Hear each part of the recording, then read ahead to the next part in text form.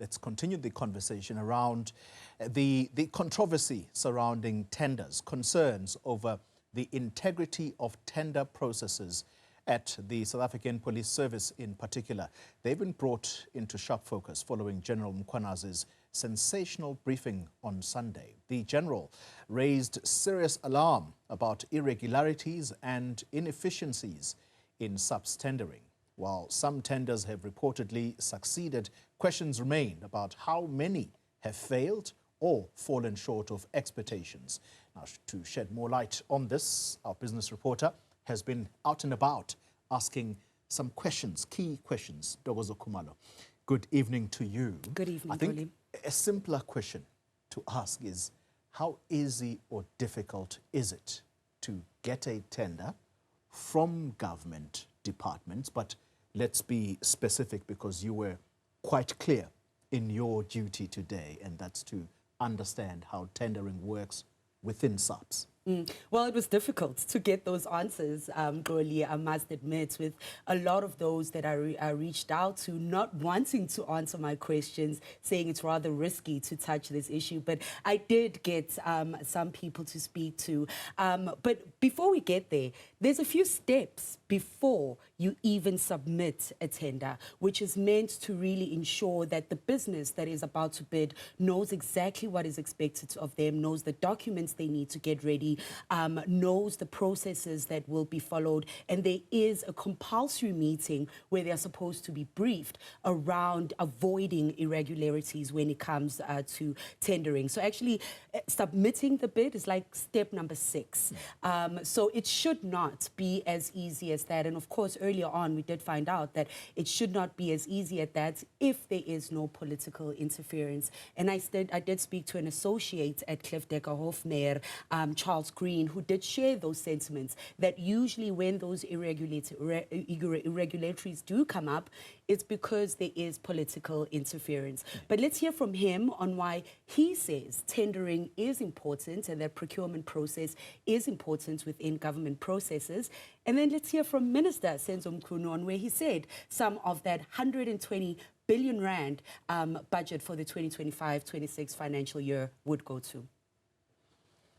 I actually have a right in terms of our constitution in the Promotion of Administrative Justice Act to challenge that decision. So you can look at it from the private sector. The private sector can go to court and review the decision of, for example, SAPS, to say you shouldn't have awarded it to this person. It must be reviewed and it must be set aside. And then second to that, if you look at it from a government point of view, is obviously it affects public expenditure. So you've now awarded something, you may very well be soon due to pay them something that actually they don't deserve and they shouldn't be paid for. So in those instances, our law clearly states that, look, once you've made a decision to award, that's binding. So the organ of state, once it's found out that it's made this award, it would have to go to court and self-review its decision to award that contract so that it would no longer be bound to that decision. So that's the other way. And then what also happens is that you may find, and this happened a lot during state capture, and if you look at a lot of what the Special Investigation Unit does, is that you may find that you've awarded a contract years ago, and on your 4th year, you pick up irregularities and problems and issues with this tender. Then you can still self-review, but there's also other bodies that are involved that you can register complaints to or investigations. So for example, National Treasury, as you said, definitely is the oversight of public procurement in South Africa.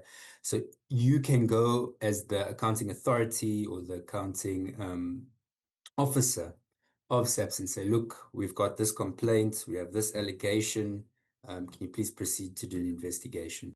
Reducing the murder rate, reducing illegal farms, dismantling drug networks, fighting gender-based violence and femicide.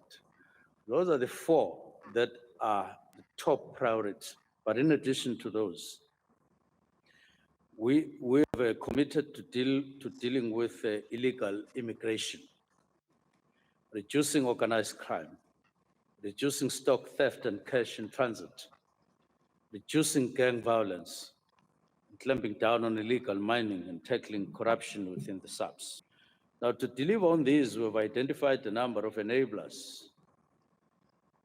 namely the enhancement of technology within SAPS, strengthening intelligence, that is crime intelligence, capacitating and upskilling our detectives, improving forensic services, and improving fleet management and any other support system that is required in terms of assisting police in doing their work.